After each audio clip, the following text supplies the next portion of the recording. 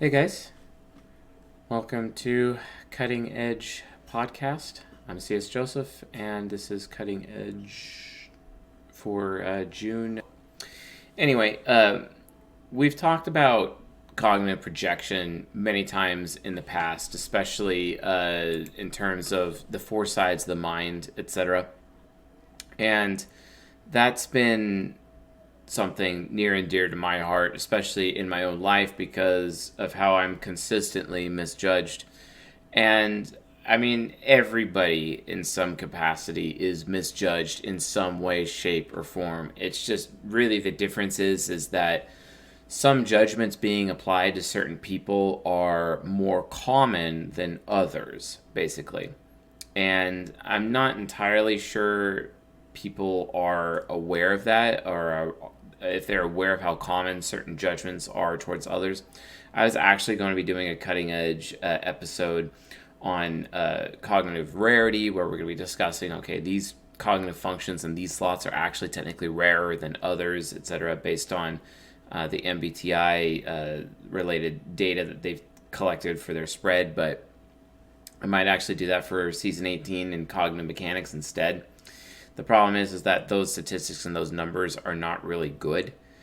But cognitive projection, in my opinion, is, like I've said before, it's the main source, or the main reason why there is prejudice.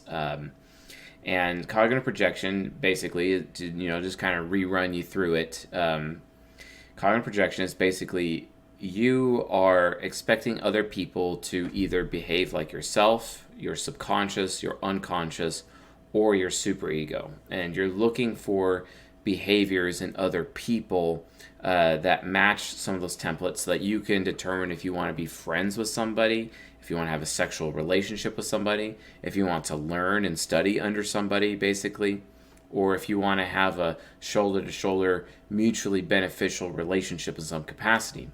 And the reason why this is, built deep in our psyche is because, evolutionarily speaking, or intelligent designly speaking, whatever way you want to say,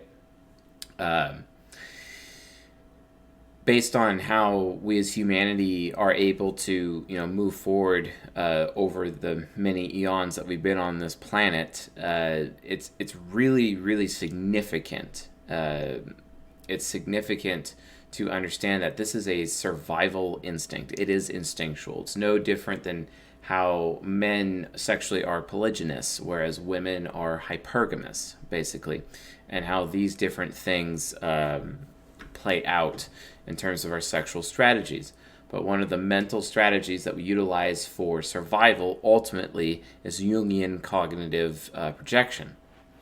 However, projection ends up manifesting in different ways, and it's also defined in different ways. And tonight's episode of Cutting Edge, I wanted to look at projection in a different light. So, Jungian cognitive projection, the way that I just talked about, where you're basically projecting your ego or your subconscious or your unconscious on your superego onto other people, such that you are identifying who you can be friends with or who is most alike you, basically, who you should have relationships with, including sexual relationships, who you can learn and grow as a result of being around.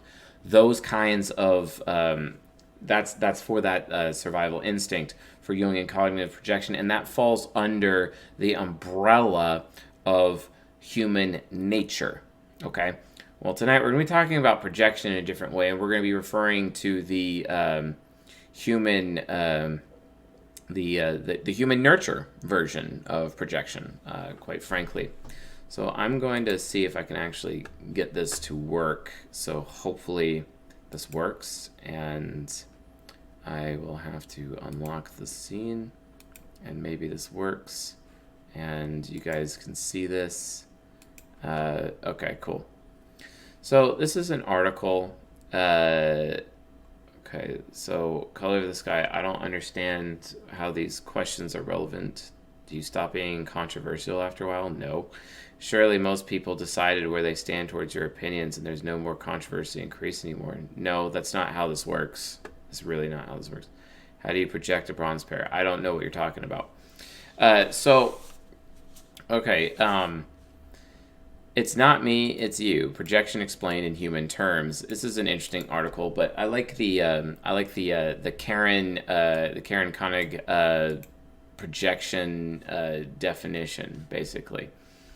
And basically, it refers to unconsciously taking unwanted emotions or traits you don't like about yourself and attributing them to somebody else. The thing is, though, is that this is very rudimentary because it doesn't necessarily have to be what you like about yourself or what you don't like about yourself. Projection will happen regardless, like in terms of nurtural projection, as much as Jungian cognitive projection from a natural form of projection, they will happen naturally. And the thing is that people use Jungian cognitive projection from a nature standpoint to help them determine relationships, and it helps them determine their preferences, and they're giving preferential treatment to other people. Well, the byproduct of preference is prejudice, and so because you're showing preference for one person, you are in effect prejudiced against the people who are not within your preferences, your personal preference. And your brain or your mind is generating preference for the sake of your own personal survival. It is a survival instinct, basically. So what I'm able to say then is prejudice is natural for humanity, and prejudice itself is a survival instinct. And there's many forms of prejudice, just like racism or sexism are forms of prejudice. And racism and sexism, depending on where you are, your environment, your culture, your family, the people in your life, are actually necessary for a person's survival. They end up becoming necessary. The point is that there's enough blame to go around, but the prejudice is still there and it's not going away. And to be honest, there is no way at all that prejudice is going to be away from the human race, because whatever circumstances change the human race over time, prejudice will always be present. You cannot be a human without having some kind of prejudice. And like I've told this audience many times before, y'all are prejudiced. Y'all are. Every one of you who is watching this, every human being on this planet is prejudiced in some capacity simply because they have preference. And if you prefer something over another thing, you're technically showing favoritism to that one thing or person, place, or thing over others, which means you are basically prejudiced against those other things. Now, you could make the TE argument. Now, hold on, C.S. Joseph, because, just because it can't be so binary like positive and negative, there's got to be neutral. So, neutral, no, because indifference can also count as prejudice. It actually is as binary to positive or negative polarity, TE child. So just understand that that's a thing. Get over yourself. That's reality. Prejudice exists. And by the way, TE child, you are prejudiced too. Get over it. It's just reality. So now, granted, the Bible talks about love your neighbor as yourself. Well, that's the thing. Not everybody's your neighbor. So even the Bible, technically speaking, is okay with being prejudiced towards people, because not everybody's your neighbor. And if they are your neighbor, sure, take care of them. But if they're not your neighbor, then not your problem. You see what I'm saying? And a lot of people don't understand about that, because you have to understand that you are not your brother's keeper. Not every human being out there is your responsibility. You have to take care of yourself first, and then the people who are in close proximity to you after you take care of yourself. And that is what love your neighbor as yourself is. Let's not do that like, the communist bullshit where it's like just love your neighbor and you are your brother's keeper. That's not really how it works, right? So I too am prejudiced against tiny dogs, very much so. But it really comes down to preference. You have to look at it from the perspective of preference and why this prejudice is taking place. Again, it's a survival mechanism, but it's no different when we're considering looking at looking at the differences in terms of projection itself, right? And there's so many different ideas or definitions of what projection is, from a natural point of view and from a nurtural point of view, that a lot of people just get it wrong. So this Healthline article, for example, It's like they're making an argument that it's a defense mechanism. And Connick states that it's a defense mechanism. They provide examples, and people who are inferior, who have low self-esteem, do this. And that's not always the case. It really, really isn't.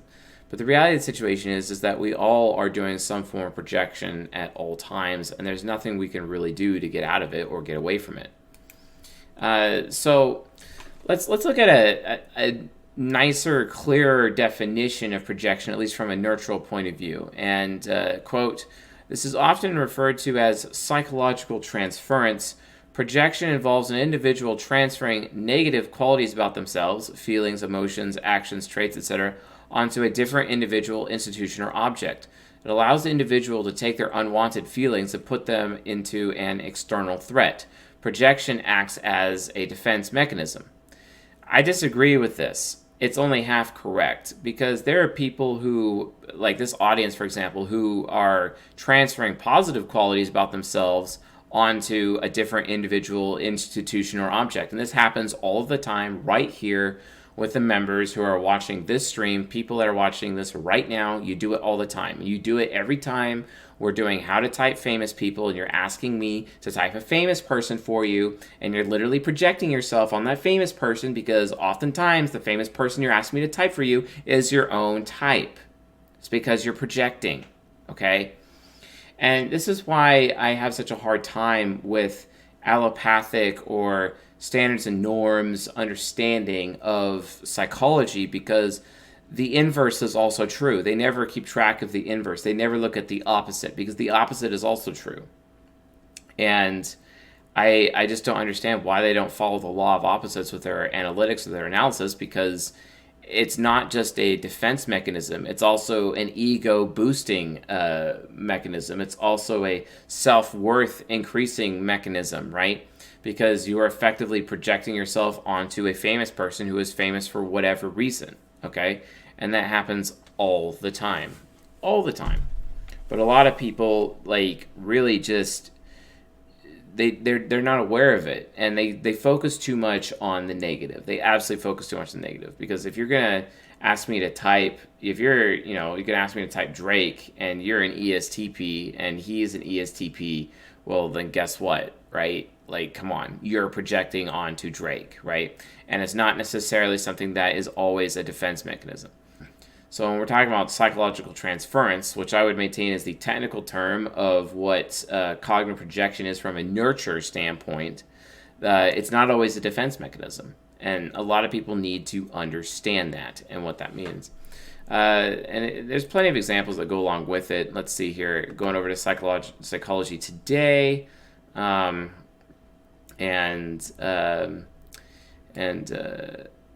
Okay. Freud first reported on projection in an 1895 letter in which he described a patient who tried to avoid confronting her feelings of shame by imagining that her neighbors are gossiping about her instead. Carl Jung and Mary Louise von Franz later argued that projection is also used to protect against the fear of the unknown, sometimes to the projector's detriment. And this is where we're going to be focusing this evening. Within their framework, people project archetypal ideas onto things they don't understand as part of a natural response to the desire for a more predictable and clearly patterned world. Okay? Yes, I agree with that as well. Like I said, it is a survival instinct. The behavior of projection or psychological transference is a survival instinct. Just like we talk about Jungian cognitive projection in terms of the four sides of the mind. Again, it's all the same. It's a survival instinct, okay? It's just, it may be expressed in terms of your nature, or it will be expressed in terms of your nurture. Both aspects apply.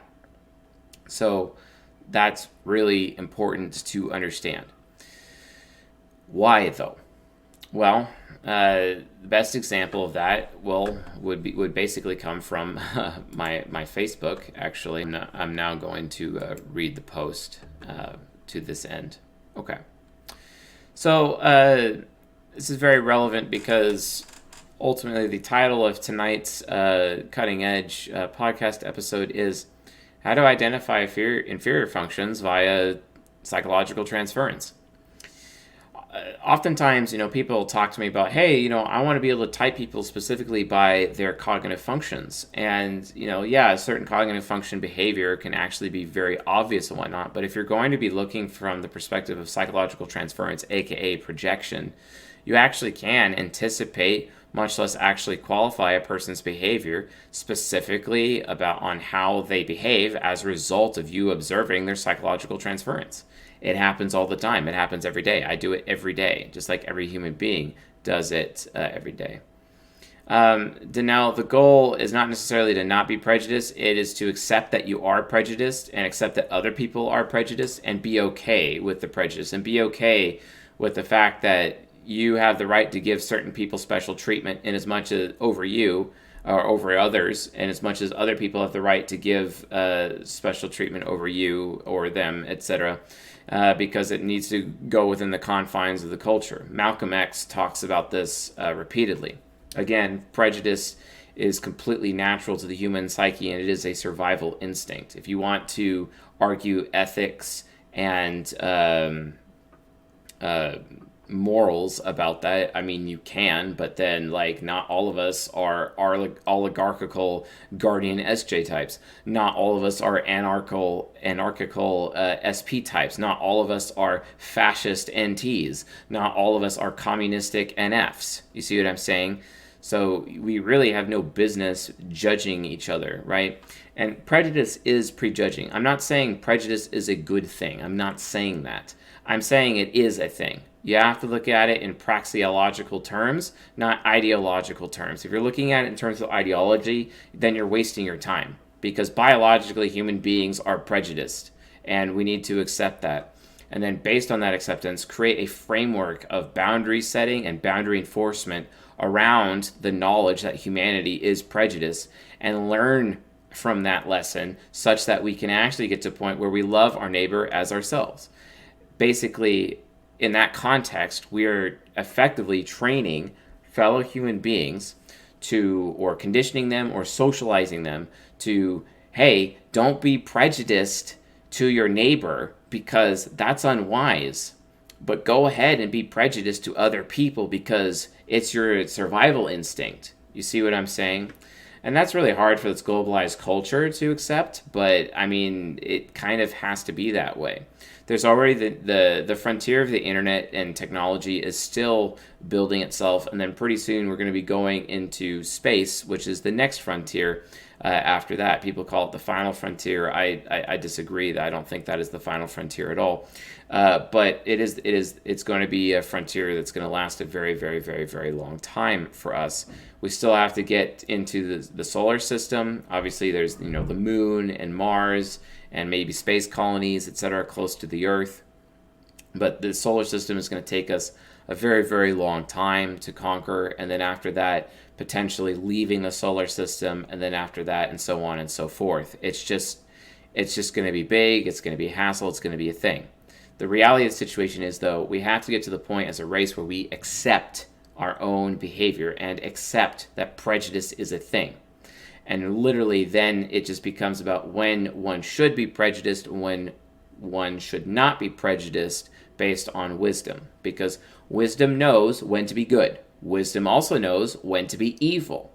Wisdom knows when to be truthful. And wisdom knows when to be false, right? And as much as wisdom knows when to be prejudiced and when not to be prejudiced. Because guess what? We all judge a book by their cover. We are all prejudging. And I hate it. I absolutely hate it. But I can't stop it either. So instead, we have to create a system to manage it, right? So you can't rely on prejudice alone for judgment. You absolutely cannot. So you should rely on wisdom for judgment, not prejudice. Because prejudging someone is also unfair. While it's understandable because it's a biological thing for humanity to do, it is not... it's not the end-all, be-all, because prejudging means there's assumptions being made and that there is presumption being made. But just don't do it to your neighbor. Just don't do it. And don't forget that people can quickly become your neighbor and then not be your neighbor just as fast. And that's really, really, really important. And the concept of neighbor is especially important for this discussion, which I'm about to read you. So, no, it's a judgment being made as a result of perception, Raka. Prejudice, aka prejudging, is still a judgment, but it's based on a perception ahead of time. It's like a 1-2 punch. You can't have one without the other. I'm going to read a little bit about this and kind of how this manifests as a result of psychological transference. So I said on June 13th at 10:17 p.m. Pacific time on Facebook in the C.S. Joseph public group the following, quote, I grew tired of INTJ and INFJ people who decide to become my friend because being that I am an NP type, I'm less likely to reject them. NP types are the least likely of all the types to reject people, and those INJs know it. They are either friends or lovers with us just on rejection management alone, and it can take weeks for them to finally decide to actually be a true friend to you. It's far worse when it's sexual. And yeah, I mean, I have been in sexual relationships with INJ women who were just like doing this whole trial period thing with me, or they're doing rejection management with me. They didn't actually give a shit about me. They didn't actually love me. They didn't actually do that. They're still trying to figure out if they wanted to love me or whatever, or if they wanted to want me, or if they actually felt good about me. They're still trying to figure that out for many, many, many weeks. And I'm just like, this is stupid and an absolute waste of time. And then they come and complain to me later in coaching sessions about how lonely and alone they are. And I'm just like, okay, yeah, wow, great. Nice rejection management there. So yes, it is far worse when it's sexual. INJs, don't use people just because it's less likely they will reject you. And NPs, make sure you practice rejecting people. So what makes it easy for INJs to reject people is because they have an extremely strong force of will, right? SE is the rejection function, but SE is what actually carries out the action of rejection, but the desire is always there through NI Hero. And because NI Hero has such strong desire, it's very easy for INJs to reject people. And so therefore I continue saying, INJs know deep down that they're very good at rejecting people. And they project that rejection skill onto other people who are not their type, expecting others to reject them in the same way. I hate this. I am good at rejecting people, so others must be good at rejecting people too, right? So that's known as psychological transference. That is a projection. Well, and I'm saying this projection is the source of SE inferior fear. Because they want people, they're afraid of people abandoning them, afraid of people not sticking around for them, and it's because the INJ is basically too good at rejecting people, so they expect other people to reject people just as quickly as they do. And that's where their SE inferior fear, or a source of their SE inferior fear, is coming from. Well, let's look at SI inferior, okay? SI inferior ends up having this attitude of, well, I don't have to reject anybody, so other people don't have to reject me, so other people aren't, so I don't need to reject people because I never reject people, so other people likely aren't going to reject people, so they're not going to reject me, right? They're not going to reject me as long as I demonstrate that, I want them, hoping because I want them to want me with my NE hero, but hopefully if I want them with my NI nemesis, they're not going to reject me. They're always going to want me, right? Or look at any inferior. Always going out of the way to be as desirable as possible, and they expect other people want to be as desirable as possible as them. Or back to SE inferior. SE inferior is like, I'm going to perform really, really well, and I want to see if I can outperform other people. And then that causes other people to up their game because they get jealous, and then they end up turning it into a competition. Again, psychological transference, right? So it's it's a thing that ends up getting worse, over time, and I don't think I don't think it's ultimately a valuable thing because, again, there's still assumptions there. And you're always going to get assumptions when it comes to FI child and TI child, right? Well, it's no different than anybody else. There's still plenty of assumptions to go around.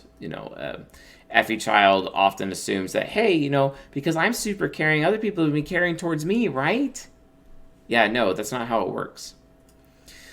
So I go on. The reality is that only INJs are rejection snobs, and they often don't even know it. Well, guess what? ENPs are loyalty snobs, and they often don't even know it. Just like ISJs are desirability snobs, and they're not really aware of it, right? Or FI inferior are moralistic snobs, and they're not often aware of it. It goes on. So then I explain SE is the rejection function. NP types struggle with rejecting people because their SE is so low. And when in relationships with INJs, often the INJ sees it as a sign of weakness in NPs. NPs know that if you befriend an INJ, there's a good chance they aren't really your friend for many weeks, and that trial period is more about them performing rejection management with you as their lab rat.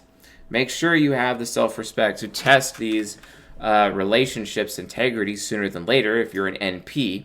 The risk of not doing so is that you are potentially wasting your time with someone who isn't committed to being a true friend and is just as fair-weathered, while you, the NP, are basically far more loyal, right? Furthermore, NPs must realize that they need to work on developing healthy rejection habits, especially in terms of INJs who exhibit this unhealthy behavior. Why is that? Because NPs have such low SE, it's really hard for NPs to reject people.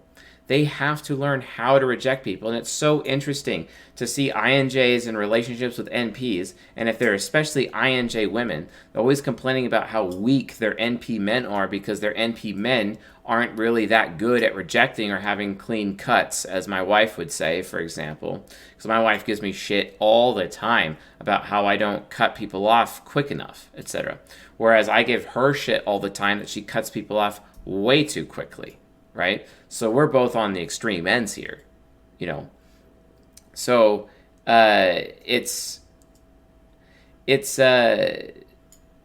difficult. It's all over the place. But NPs still have to learn how to reject. And while INJs have to learn how to actually be loyal, how to actually be willing to invest themselves. And if an INJ complains to me about being lonely, I just point them out to them that their SI demon is inhibiting them from making investment. Whereas ENPs, or NPs in general, because they're introverted sensing, because introverted sensing is the investment function. Has anyone ever noticed that? How introverted sensing is the investment function? So, whereas SE is the rejection function. So, SI being the investment function, NP men often get invested into relationships with women too quick, and then the NJ women are just turned off by that. And they're turned off by that because they're all about rejecting, and they reject the most. And they often don't even let themselves get invested. They'll even allow themselves to have sexual relationships with men. And I know NJ men do this too. In some ways, you could argue that's how their polygyny is actually expressed through their biology, cognitively, is through that. But they have to learn how to become invested, and that's extremely difficult because SI Demon, once it gets invested, it's all in. It's not getting out. But again, folks, it's still a projection. It's still an assumption, and they are afraid. So the source of inferior fear is as a result of psychological transference, transferring the fact that they're very good at rejecting people and assuming other people are good at rejecting them. So they want to play it safe with NPs because they observe after a bit that NPs have a hard time rejecting people. It's one of the reasons why in the last How to Type Famous People video that I did, or live stream that I did, we had this INTJ woman who was on a podcast with an ENTP guy and some of his friends. And the ENTP guy is like, oh yeah, I just texted her randomly and told her how beautiful she was, and now we're dating, basically. The thing is that ENTP looked like an absolute, complete, and utter loser, right? But she's just insecure AF because she's projecting her rejection capabilities onto this ENTP. And then after a while, she's going to realize that he doesn't do that. That's not part of his character. And then she's going to lose respect for him, and then she's going to be hypergamous, treat him like a beta male, and then move on to an alpha after the fact, right? Based on the current sexual context of how this globalized sexual market actually works, because women don't have to get security or provisional capability from men anymore. They can get it for themselves. So the only thing left in their sexuality is to go for, the alphas, because if they can provide themselves everything that betas provide, why be attracted to a beta anymore? Okay? It's the same concept, even from a sexual standpoint. This is mostly an admonishment, and I do regret that I didn't add the ENP portion to this post. It was very INJ focused, and it's because I was projecting, right? I was doing psychological transference myself, okay? I'll admit it. I was doing it. It happened. I'm not perfect, LOL. But we're going to be getting to Thomas Began, who actually calls me out for that in a second. So let's continue where this is. Sexual robots are a thing, no need for man. That's a really good point. Rollo Tomasi in The Rational Male Volume 4 actually talks about genetic engineering making things a lot worse, and that's also terrifying. Don't forget, the first genetically engineered baby was born in 2018, so that world is already here, folks. Yes, it's illegal, but it's still going to happen. All right. So then I go on further, saying that, furthermore, NPs must realize that they need to work on developing healthy rejection habits, and especially in terms of INJs who exhibit this unhealthy behavior. So I'm making a judgment here, saying that, I'm not saying that psychological transference, aka projection, or the prejudice that comes as a result of projection, I'm not saying that is unhealthy. What I am saying is unhealthy is making decisions about relationships with other people without actually verifying. It's like judging a book by its cover, basically. That is what is unhealthy. And doing it in your relationships, not just sexual ones, but friends too, it doesn't matter. That could still be like a big problem, all right? It is a big problem. So the other thing is that it's unhealthy for NPs, for example, to not really reject people. It's really unhealthy for them too, because they can end up being loyal to the wrong person. They can be taken advantage of. I was just taken advantage of. I lost a good 6 months of my life recently to 2 INJs who took huge advantage of me. Luckily, I was able to develop a really sweet aspect or new technology as a result, and seriously buff up my IT skills as a result. But they did take advantage of me. They did. They effectively made my life worse. And one could argue it's because, that's all their fault. But one could also argue that it's my fault because I didn't have the strength, the SI strength or fortitude or willpower of NI Nemesis to actually get those people out of my life, for lack of a better term. So yeah. Please be aware of that. Okay, cool. And what it really comes down to is just having self-respect. You have to have your own self-respect. The thing is, though, is that given how external NJs are, they maintain that they're having self-respect by not allowing themselves to be invested in other people. That's not technically true. That's actually a myth, okay? In as much as it is a myth for NPs, such that, I don't have to reject anybody. Actually, you really absolutely do, because of how intertwined you become to their future and what they want for your life with those abusers. NPs do develop Stockholm Syndrome. So you have to make sure that you have the healthy habit of rejecting people. So NJs end up having the healthy habit of investing in people.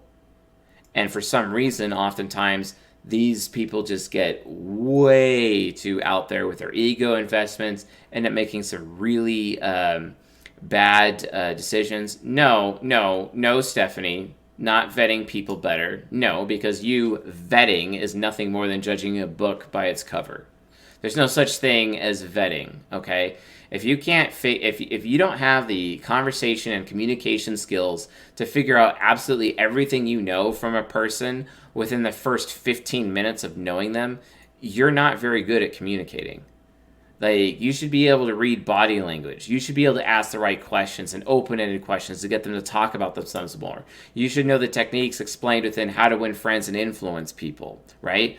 Or the techniques as explained by Mark Manson in his books. There's tons of techniques in terms of communication there as a result. So no, this whole vetting process, there is no vetting process. That's not it. Like, and if there is one, it's really short. Not this bullshit, rejection management trial period of many weeks. Fuck that. If, I guarantee you, not only would I abandon you, but I would also, use my SE demon and get serious revenge on your ass if you did that to me. And I would shame you publicly for it. Constantly. I would also inhibit your ability to be useful. Okay, it's so funny how NFJs are. NFJs just they take pride in being used by other people. I don't know if you folks ever noticed that. They take pride in being used, yet they're the people who are putting people on trial periods, but then they allow philosophers in their lives to use them. Wow. I fucking hate how hypocritical they are. It's the most annoying shit in the world. Seriously. It is the most annoying shit.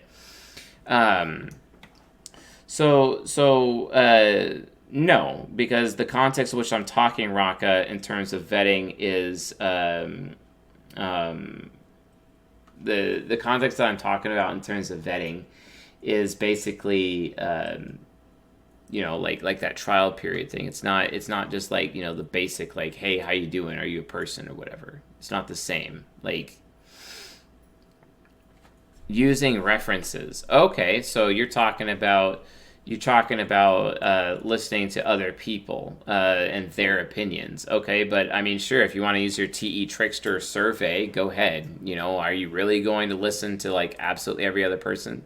Certainly, granted, NFJs need to learn how to listen to people, and that would be nice if they would do that. The problem is that they listen to everyone and they don't know how to filter. Okay, so you're going to have to take other people's opinions on advisement, but really come to the point where you make your own decision and not make decisions necessarily on other people's prejudice, because you may not be able to filter out other people's prejudice ahead of time.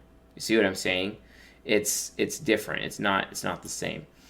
So yes, it's very contextual, which is annoying because I hate being a TI parent and having to explain context all the time. I hate it. I hate it so much, and it's because it's hard, and a lot of people don't understand how everything changes depending on the context, right? Because the person usually doesn't know themselves. Use your SI and invest smarter. Well, yeah, sure, no one knows themselves. That's the point, and that's why we're prejudiced. It's because no one knows themselves. That's why we do psychological transference, because no one knows themselves. This is why W. Anton in his book, The Manual, says, quote, you need to get to a point in your life where you accept yourself unconditionally. Good, evil, true, false, it doesn't matter. You accept yourself unconditionally so that you can truly know yourself and be okay with who you are, and then just keep moving forward with who you are. That's it. That's all you can do. Psychological transference happens. Projection happens. Judging books by their cover happens. Yes. The thing is, though, is that if you're so good at rejecting as an NJ, and you're judging someone by a book as their cover, if you're already doing that, then don't have anything to do with them. Don't just lead them on. Don't just string them along on this, trial period. You can make that decision, right? And then NPs, don't just invest in anyone just because they make you feel wanted for 30 seconds. Seriously, your panties don't have to drop after 30 seconds of someone making you feel wanted. It's not hard, because that could be bullshit. The point is, the bottom line is, folks, is that have self-respect. And you have to learn that love your neighbor as yourself. The as yourself part is the having a self-respect part. The love your neighbor part is, if you're prejudiced towards everyone, especially psychologically prejudiced towards everyone, but choose wisely when to be prejudiced and when not to be prejudiced, especially in terms of your neighbor. And I recommend Don't be prejudiced towards your neighbor at all. Be understanding. But for non-neighbors, do whatever you want. Who cares? If they're a member of your community, well, guess what? They're technically your neighbor. Don't forget that, okay? And it's the whole maxim or axiom of love your neighbor as yourself is extremely difficult to do if you actually really think about the implications of what's being said. So let's move on towards the INJ rebuttal to my post, because the rebuttal is necessary.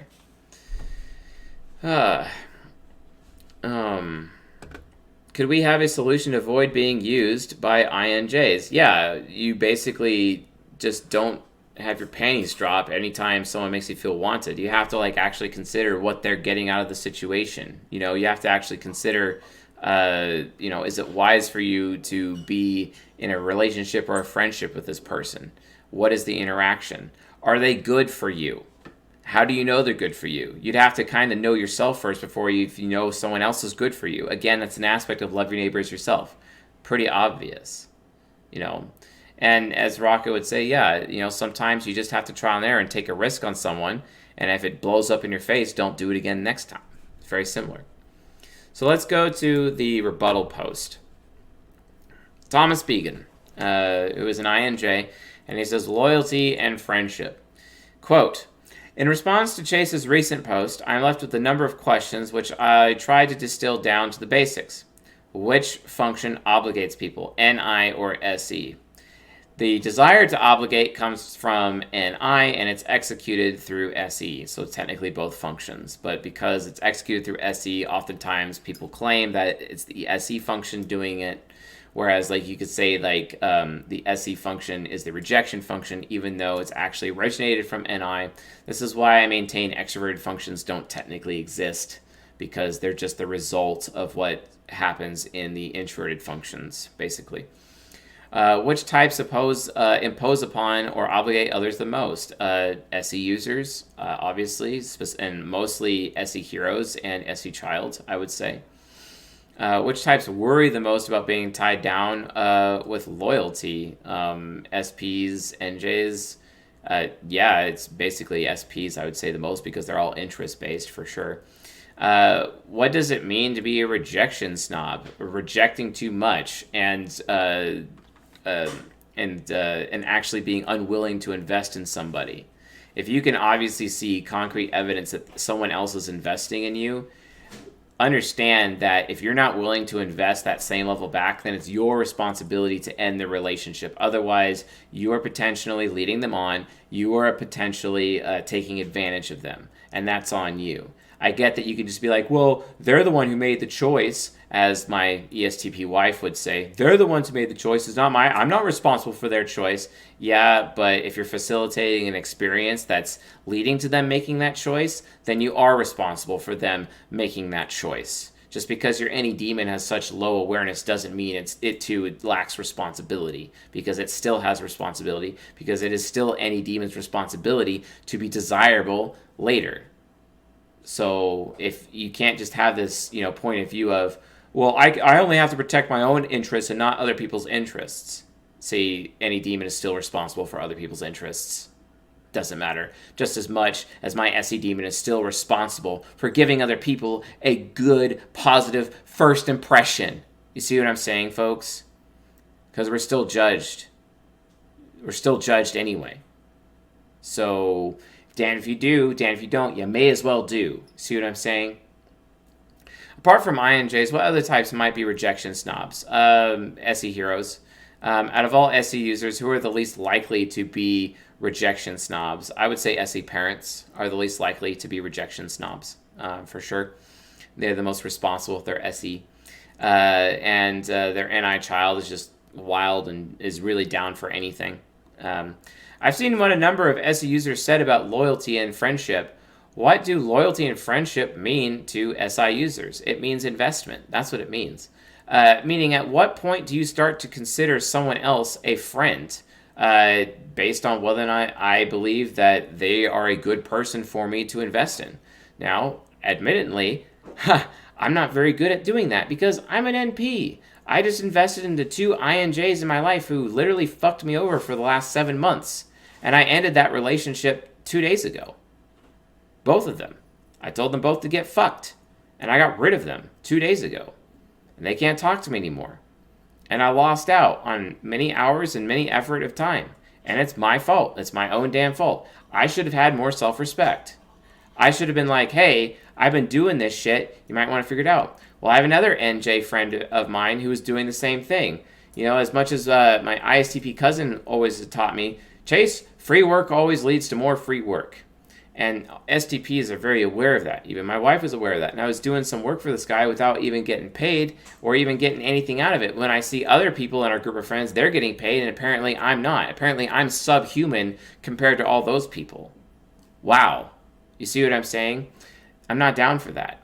I'm not down for that treatment. It really comes down to self-respect. Okay? So what do loyalty and friendship mean to SI users? Whether or not I can be invested in somebody while having self-respect at the same time. And at what point do you give them their loyalty? Well, if I am investing in them and I am being responsible as an NP as to whether or not I am to reject this person based on, okay, I'm aware of what they're getting out of it versus what I am, things either look fair or there's definitely something worth it in our interaction, then I will potentially stick around and give them my loyalty. But the thing is that as an NP, we can give loyalty pretty quick. Way too quick. Way too fast. And, SI Child gives loyalty probably the absolute fastest, but they can take it away the fastest. SI and Fury is a little bit slower in giving the loyalty, but once it's there, and it ain't going away. That's the problem. You see what I'm saying? So what does your loyalty entail? I mean, I'm not going to speak for all SI users and go in there. And then he asked, what does my loyalty entail? I don't know. You're the one always putting people on trial periods and shit, so I don't know what that means to you. It means I don't talk bad about you or betray your confidences. Okay. That's not always true. I've been in friendships and relationships with INJs, and you should not be speaking on behalf of all INJs when you say that. If you're speaking for yourself, fair enough. But I had many, in fact, almost every single INJ who has worked for me, with the exception of 3 of them, but all of the rest, and maybe a 4th one, still trying to see that, and maybe a 5th one, still trying to see that. But all of the others, and there's been many in my time, where they end up just like, yeah, they do betray my confidence. They do talk bad about me. I actually just kicked another 2 INJs from the men's group this last week. And they just decided to create a private channel, invite everyone to the men's group, and tell them how much of a shitty person I am. Okay, so they don't have much loyalty. What does your loyalty entail? I gotta be honest with you, Thomas Began. Your SI Demon loyalty doesn't mean much to me at all. You are only loyal to somebody if someone is first loyal to you. And that's my problem with you. You expect other people to give you loyalty first before you give loyalty. And I think that is arrogant. I think that is selfish, and I think that is entitled for any INJ to have that perspective. I'm not saying that you specifically have that point of view, but that's the reality of the situation. Inasmuch as I can't just be invested in somebody, and because I put the effort of being invested in somebody, that doesn't mean I can't expect a reward from that from someone else. That's a covert contract. It's the same thing. It's just on the other side. Okay. He says, I won't go through your stuff. Okay. I don't, INJs have done that to me in my life. So you must be like the best one ever. I'll have your back. I've not really had INJs have my back consistently through my life. Probably the least out of everybody else. I'll defend you against haters. Maybe for a time, but not always. I'll call you out on your bullshit. Yeah, you will. Definitely. And it's like, for the right person, it means doing everything within my power up to dying for you. Okay, well, the thing is, an SI user probably would die for you, so that's not exactly ideal. And then how are you determining for the right person, Mr. Affiliative INFJ? What does that actually mean? Define for the right person. Okay? Yeah, and makes up a good point in the comments. So earlier this week, we had a meeting. Actually, it was yesterday. We had a meeting. Wasn't even supposed to be on the meeting, but we asked him to show up, and he showed up. and I was sharing my screen with the diagram, and in front of everybody on the call, he literally said, "This diagram is stupid."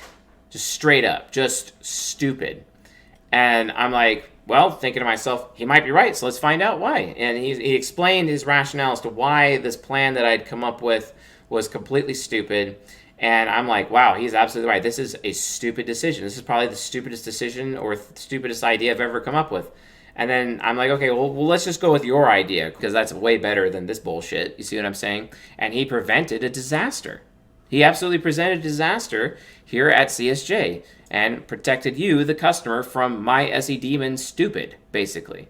But that's because we have that ability to communicate instead of it just being all about expectation. Because SI demon expectation, it's fucked up, okay? Well, SI inferior expectation really is too.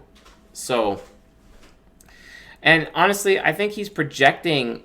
I think when he's making his loyalty argument here, I think he's projecting what he expects to receive from other people, assuming he'll be able to meet that. But the answer is no. I've yet to meet an INJ who can do that, because everything is subject to change moment by moment. For example, talking about again, as an INTJ, he has the ability to instantly turn himself mentally into a brand new, fresh, new customer to our business at CSJ, for example, so that he can go through the entire thing and literally has in mind what the customer is and their experience for the entire thing, and he's able to instantly find every problem with what we have, and we can fix it for the sake of the customer, okay? I can't do that because I have the burden of my own introverted sensing and my own experience, and whereas he has complete, total impartiality towards his own experience, and he's so focused on everyone else's experience that he's able to turn himself into a new customer each time. Well, that's the positive variant of that. The negative variant is that sometimes INJs will just decide arbitrarily, for whatever reason, to cut you off, even though you're invested. And it's like, wow, were you leading me on this whole time? Well, that did happen to me with a few other INJs. So I ended up having to TI people and put them into two separate groups, you know, jackasses or people worth investing in. It's definitely one of those people worth investing in, right? And he's awesome. Very awesome. And definitely the guy that stands between me and bad systems or bad decisions when it comes to those things, you know, and he goes out of his way oftentimes to protect the customer, you know. So I'm not saying all this stuff is bad. I'm saying that there's some good things to it too, but it has to be managed properly. It has to be understood properly, etc. If you're not doing that, then there's going to be some issues. So, I'll call you on your bullshit. Yeah, well, calls me on my bullshit all the time, and that's very important. The rest seems very basic, though. I don't expect anything from anyone else I'm not willing to do myself. I mean, that might be true for you, Thomas Began, but I don't think that's true for all INJs. He goes on. The way most people today seem to define the word friend, I don't think it even makes sense to use the word rejection seriously with regard to terminating such an arrangement. Okay, so now he's arguing about semantics, so whatever.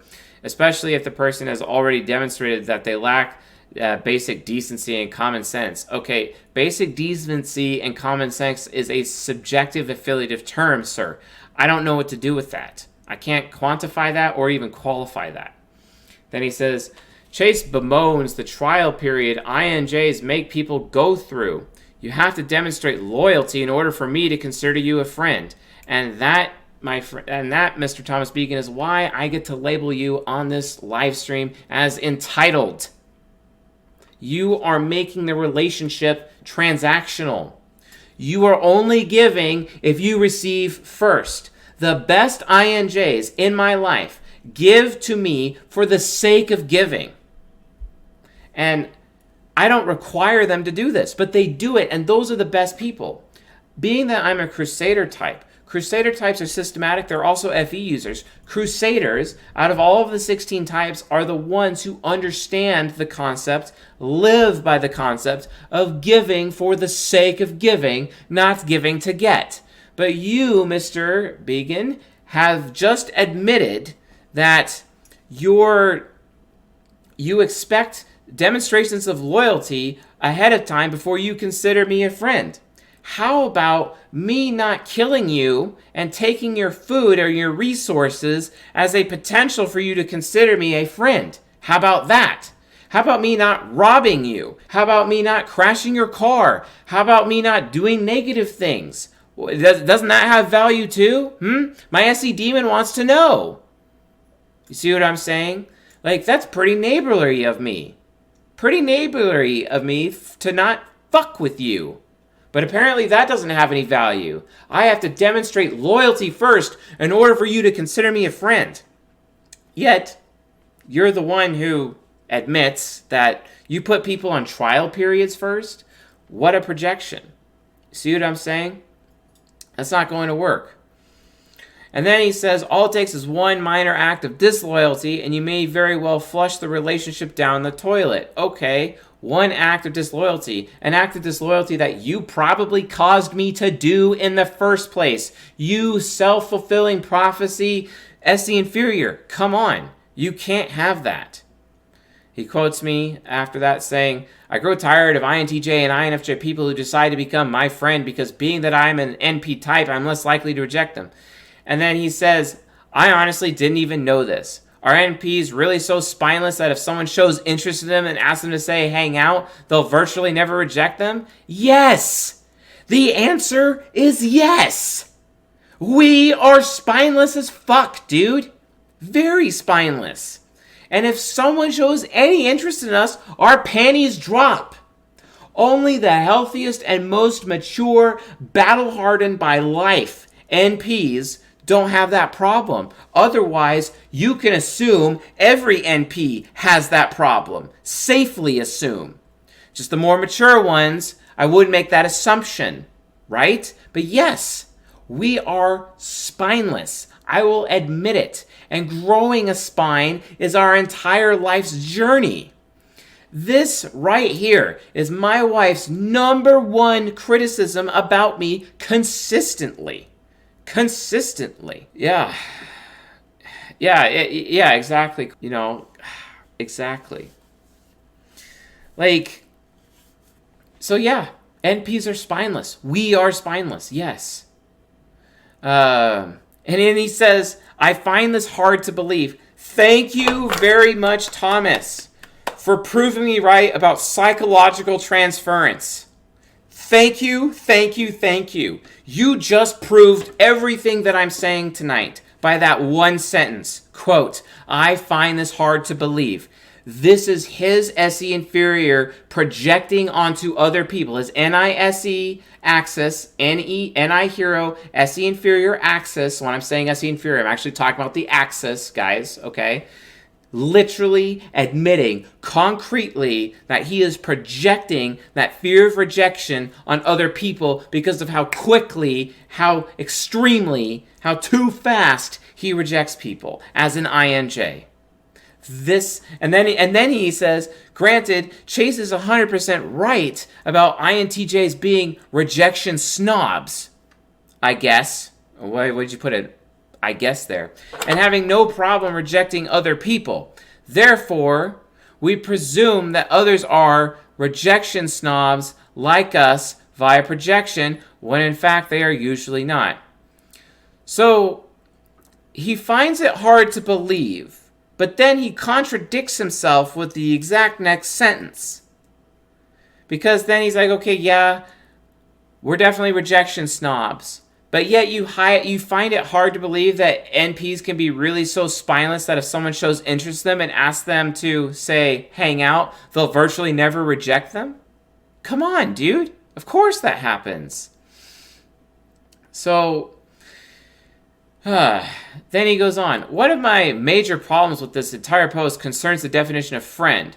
As I wrote in the comments, I think most people today have a very flimsy or flaky definition of what friend means. Yeah, mostly because you're relying on affiliative and you're not giving any room to pragmatic definitions of friend. Let's see. I've asked others to define or describe what friendship means to them, and I received good answers. Thank you, T.E. Trickster, for your amazing survey right there. I'm sure it has really high value. I'm sure it's like the most amazing thing in the world.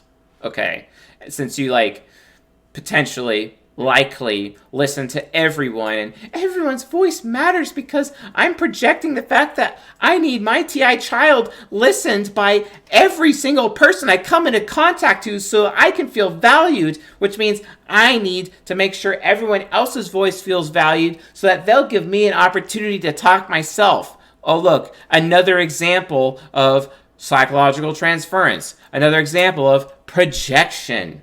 Oh gosh.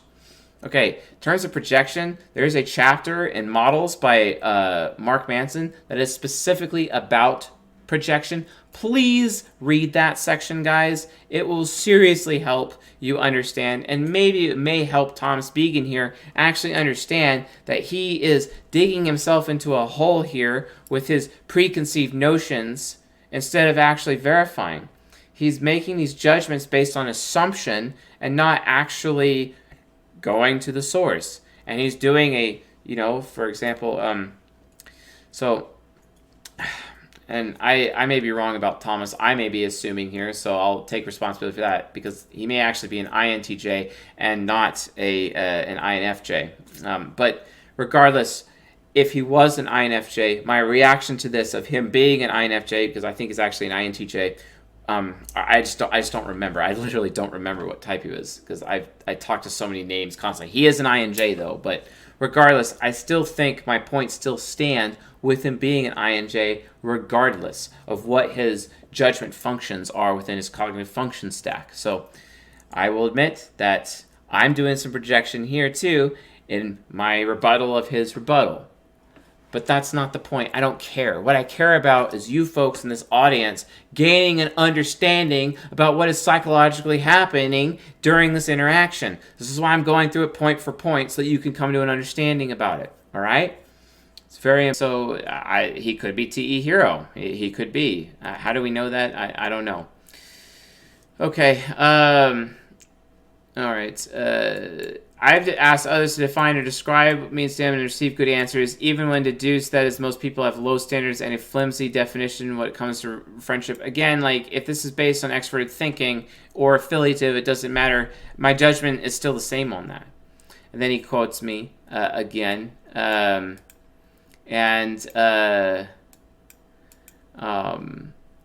So then he admits that, yes, I agree with Chase, and I do see the inability to reject people who are shitty and who are causing you grief as weak. The thing is that NPs often have in their heads that it's actually a point of strength for them to be able to not reject people. Because from their point of view, it requires a lot of strength to not reject people at all. And they have that super high tolerance. And then NPs are very quick to judge NJs, especially INJs, for being too weak to have any investment in anybody. Because from the NP point of view, investment takes personal strength, personal fortitude to do it. But the reality of the situation is that's not necessarily true. Because you could overburden yourself with people that shouldn't be in your life, NPs, and the INJs know it. But the INJs need to be willing to take on more burdens and actually show some personal strength themselves and not be hypocrites, because oftentimes they aren't showing strength. They expect other people around them to be strong, but they weak ass themselves because they ain't willing to prove that personal strength that they are basically saying, hey, I have a lot of strength because I'm putting myself in the position of judge and judging you weak because you can't reject people when they lack their strength to even have any person in their life at all. You see what I'm saying? It's hypocrisy. And both sides are hypocritical. Both sides are. All right, well, thank you for correcting me. It's INTJ. Fair enough. But even if he is an INTJ, then my arguments still stand. And then he's like, I can think of at least a couple NPs who I've known who stay stuck in friendships with toxic-ass people. Yes, and they're weak. Yes, and I view that as weak because they are afraid of hurting people's feelings or afraid of being alone. Yes, but as long as you, Mr. Thomas, can actually admit that you too are weak when you have literally no one in your life because you're not willing to invest in somebody until you first have investment presented to you. That's entitled. That's wrong. And that's also why INJs typically are alone and lonely. Because they lack the strength to invest in more than one person, or a person more than 5 people, the amount of fingers on their hand, etc.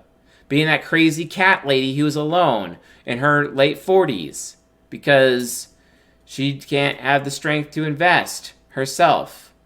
So, yeah, ENPs are weak for not rejecting those toxic-ass people, but you yourself are weak if you cannot invest in more than the very few people that you're invested in.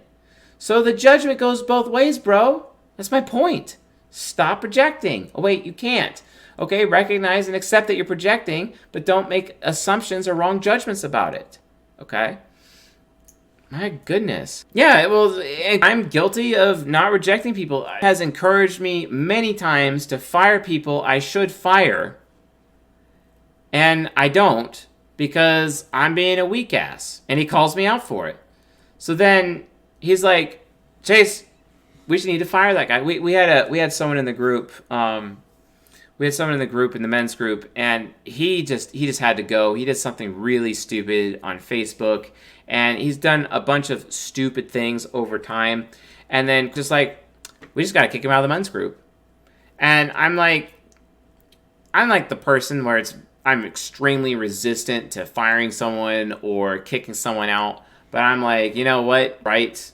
It's time that my SE demon is okay with rejecting people, in this regard. So yes, we are definitely going to kick him out. And we did. And guess what? We kicked out another guy the next week. And guess what? They're both INFJs. It's kind of funny how that works. But yes, kicked them out. And then he goes on more. He quotes me saying, make sure you have the self-respect to test these relationships' integrity sooner than later. The risk of not doing so is that you are potentially wasting your time with someone who isn't committed to being a true friend and is just fair-weathered. And then he says, this actually sounds like it has a potential to go badly. True friend? What is that? Do they even exist? Okay, I'm sure they exist. I'm sure a true friend does exist. Sounds like unicorn hunting. Yeah, it probably is unicorn hunting. But you don't have to hunt for unicorns because friends flock to you by default. You just have to be willing as an INJ to get out of the motherfucking house and go out in public and position yourself for greatness so that you might actually have relationships with people so that people could potentially, flock together around you because you might be a bird of a feather to them. But how would you know? Because you can't even get out of your fucking house. Like, basically, most all INJs do. And I'm not saying you personally, Thomas Began. I'm not saying that. I'm saying INJs in general. They have a really hard time getting out of the house. And then they get all bitter with their SI demon about what you just said here. This actually sounds like it has the potential to go badly. True friend, what is that? Do they even exist? Sounds like unicorn hunting. And they use the unicorn hunting excuse to not even get out of the house. Okay? And then they blame everyone else for it when it's them not taking the action. They are the ones at that moment being weak by not being willing to invest in other people. Okay? And as much as you INJs complain about us NPs about being weak, about not rejecting people, I don't see you investing in anyone. You see what I'm saying? So, stop being a hypocrite. Stop pointing the finger. We need to look in the fucking mirror. Stop projecting. This is one of the biggest problems I have with INJs or NJs in general because they're so externally focused and they blame everybody else and they end up becoming people pleasers or they end up being huge competitors with other people because they're no longer, especially if they're men, they're orbiting other people instead of other people orbiting them, which is how it should be because masculinity. But they end up orbiting other people and making their life all about other people when what they need to do is look in the fucking mirror and then have and compete with them, their own selves, so that they could prove that they are a better person than they were the previous day. That's what they have to do. But it's just easier, it's more expedient, to blame the weak-ass NPs, right? And sure, they weak. They spineless. They spineless AF. NPs, I'm spineless. I'll admit it. And it's a lifelong journey to have SI aspirational for me to have a spine. Really hard. Especially when I got with me every single day in the trenches, reminding me that I need to have a spine. Constantly. And thank God he does. A lot of the good things that we've done in this organization is because of that encouragement. And that is one of the benefits an INJ or an NJ relationship is with an NP, right there. But you both have to have the self-respect in order to have mutual respect. Because mutual respect can't exist until self-respect does.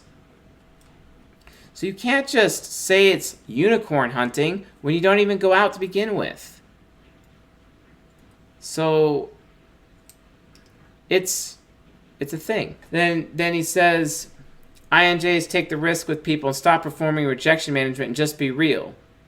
What does that mean, just be real?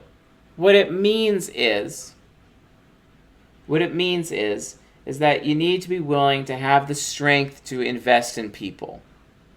And stop pointing fingers at everyone else for being too weak to reject people. Because, yeah, that's true. They reject people, but at least they can invest in people. Yeah, it's true. You're real strong on the rejection side, but you're really shitty on the investment side, right? And this is my main point. This is just overall an example. Do I have a problem with Thomas Began? No. Do I like Thomas Began? Yes. He's one of my most favorite people in the community.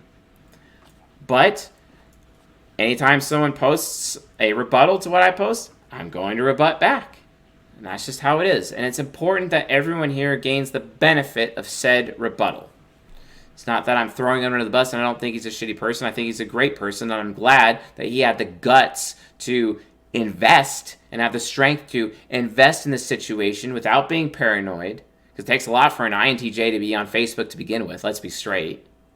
So I appreciate that he posted this, and I appreciate that he gave us this opportunity to have content this evening to actually go through this so that you folks in the audience can benefit from this interaction. So I'm very appreciative of him, and I'm appreciative of his projections. I'm appreciative of his prejudice. I'm appreciative of his psychological transference. Guess what? I project all the time. Guess what? I do psychological transference all the time. Guess what? I'm projecting even right now. Yes, I'm a hypocrite. Yes, so is Thomas Began. But that doesn't change the fact that it doesn't cause me to lose respect for him. I still respect him. And that's the point, folks. That's the point. We have to get over the projection. We have to get over the judging books by their covers. And at least have some patience. If you're an NJ and you're leading someone on because you're doing rejection management or a trial period with somebody, then don't even have the relationship with them to begin with. If your NI parent or NI hero is not sure you want them as friends day one, then don't talk to them. You're just wasting time. Have the strength to at least do that, right? NPs. Don't just be loyal to anyone. Anyone who shows interest in you, don't drop your panties for them. Seriously. Be willing to reject. Gain the skills and the healthy habits as to when you need to reject people. It's important. I have to work on this constantly. It's a huge issue. This is also heavily explored in the next episode of Mastering Your Demon, because this is where it comes from. Okay? SI Demon needs to learn to invest in people. SE Demon needs to learn how to reject people properly. That's the difference. Yes, hence the shut-in syndrome. INJs end up shut-ins for that reason. So, everyone does this. Not just Thomas Began, not just C.S. Joseph. Everyone does this. Everyone is guilty of this. Everyone has failed at this. Everyone is failing at this right this second. This is biological, folks. This is biological to us. This is our biology.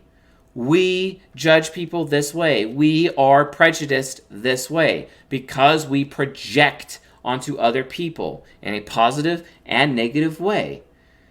Positive projection is also known as identification. Oh, I really identify with that guy. You know, me saying I identify with Bruce Lee, that is a projection, right? Or me being like, well, you should have the strength to invest in other people because I'm really good at investing in people, and you tell me I'm weak for not being able to reject people. Well, guess what? That's a projection on my part too.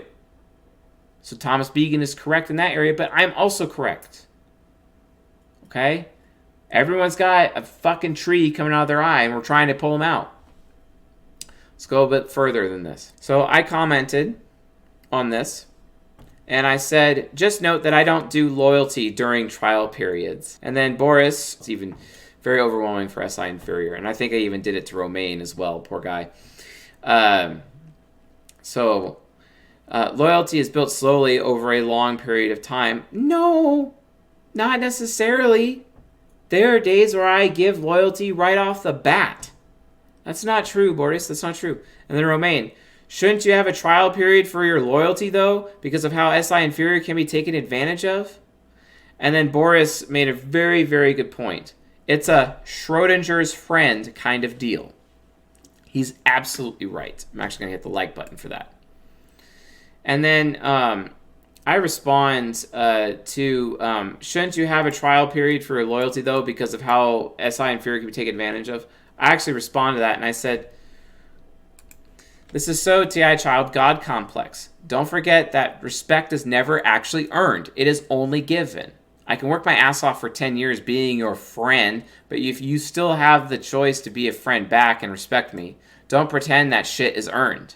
Otherwise, you were just fake and transactional, not worth sticking around for. I would rather take my attention elsewhere, okay?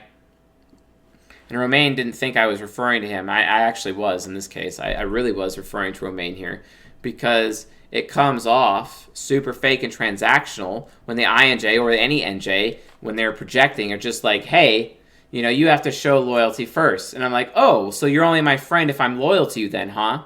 What about being a friend for the sake of being a friend? What about giving for the sake of giving? Oh, but because, you know, you're an NFJ and you're so interest-based, or because you're an NJ, you know, you're where, you know, you have an interest-based subconscious, or you have an interest-based ego, you're just automatically like, well, you know, I'm only going to be your friend unless I get something out of it first. It sounds very transactional. I don't want to have a relationship that is transactional. And those transactional relationships are why many NJs who have been very close to me in my life are no longer close to me in my life because of how fucking transactional they are. And I'm tired of it. So tired of it. When will these people understand that there is a such thing as giving for the sake of giving and not expecting anything in return?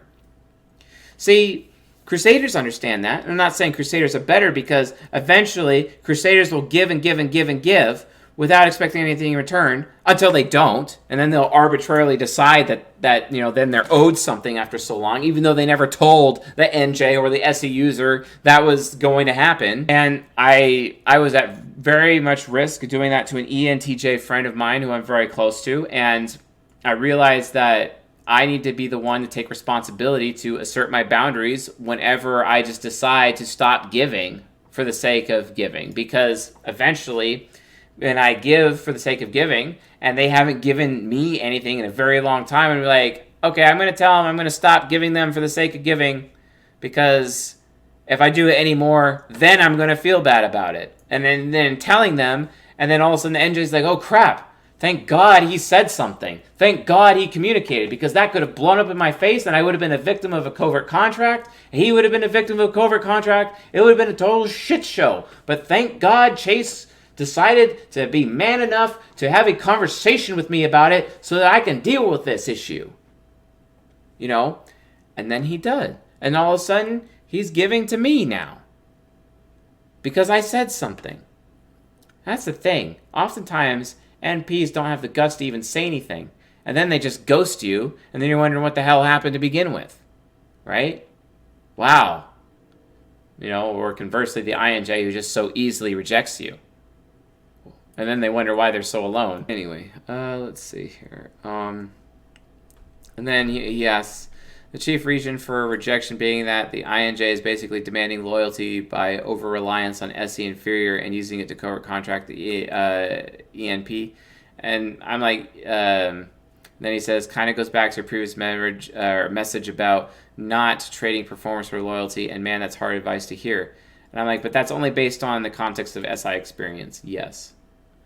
And then he says, makes perfect sense. Thanks for calling me out on the last vestiges of covert contracting I still deal with. I give experience because I want to, and they don't have to be earned. And the SI inferiors in my life can give loyalty because they want to. Thank you again. The reminder is most appreciated. And then, Thomas Began, he's finally there. In your view, why is being transactional bad or wrong? If someone else is being an actual friend to me and not some fake ass who has poor boundaries, there's little reason for me to withdraw my loyalty. But what loyalty, dude? You've already admitted that your loyalty is based on someone else giving you loyalty first, so that's not loyalty, technically. I withdraw loyalty only when people are shitty. Yeah, but don't you think it's shitty to give loyalty only when you've been given loyalty first? This is why I have a problem. This is why I view a transactional relationship as bad. And the fact that he's questioning whether or not being transactional in a relationship is good or bad shows how an FE trickster really struggles around people. Really, really struggles around people. There's another post relating to that. I hope I find it here in a second. Other people being toxic or shitty isn't my problem. You're right, so reject them. Just as I wouldn't expect others to stick around for me if I'm being toxic or shitty. You're right, but it's still technically toxic or shitty if your relationship is transactional to begin with, bro, and that's my point. And NPs need to be strong enough to reject you right off the bat when you're behaving that way. That's my point. So, yeah.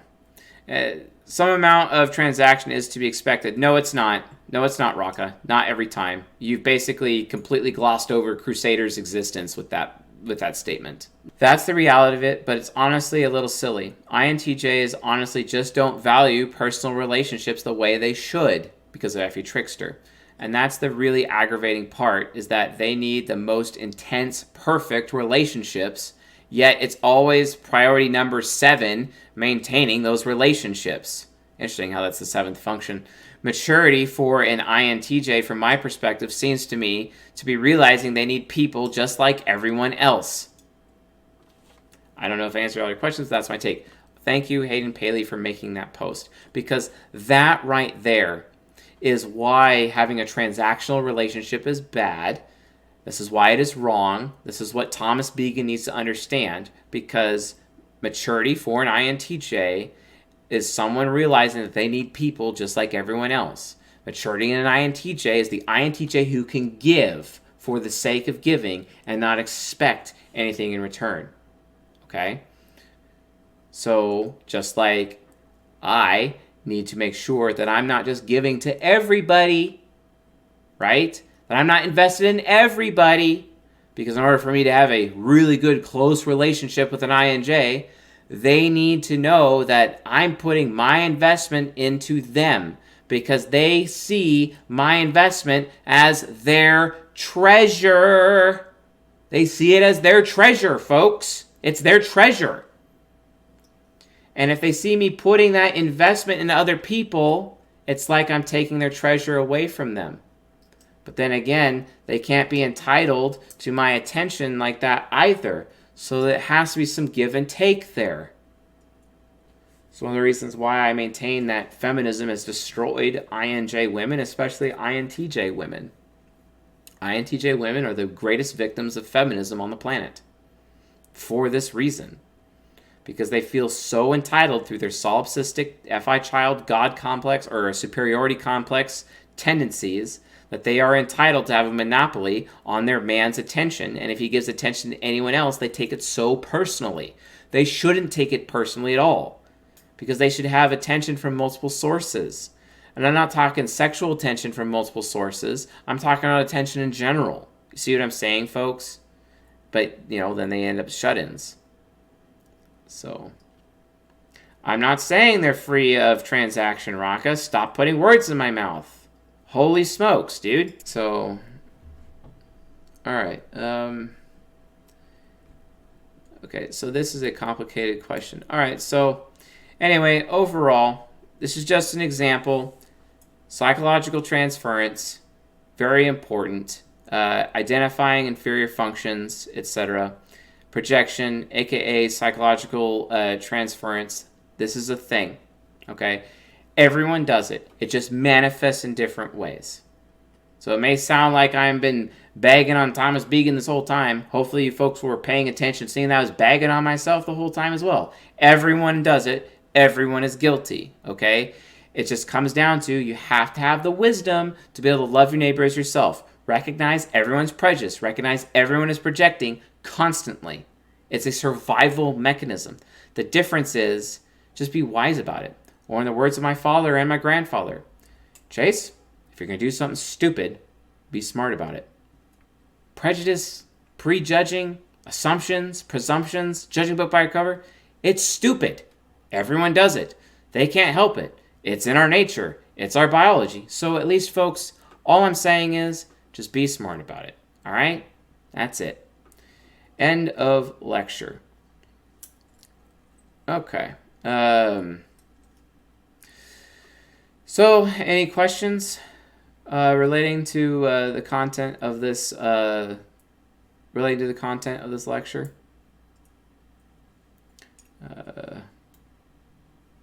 Any questions? You have no spine, so you can survive. Great. I have no spine, so I can survive. This one made more sense to me than just about anything else I've done. Okay, thanks, bro.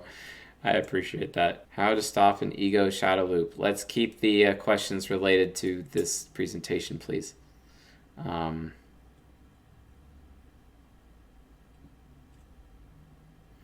But Jonas, I think just develop your parent function more. How am I supposed to get attention from multiple sources? Get out of your house. Go be social. Come on. Stop being a shut-in. It's hard to come up with questions at the end, TBH. I feel the time pressure. All right, bro. Yeah, as Javed says, Java D. Make friends. Yeah, it helps me too sometimes. It helps me calm down. Being calm is important for SI Inferior Stress Fest. So, yeah. All right, well, cool. That's it for this month. Hopefully you guys enjoyed this particular podcast episode for Cutting Edge. And with that being said, folks, I'll see you guys in a month from now for the next Cutting Edge episode. Later.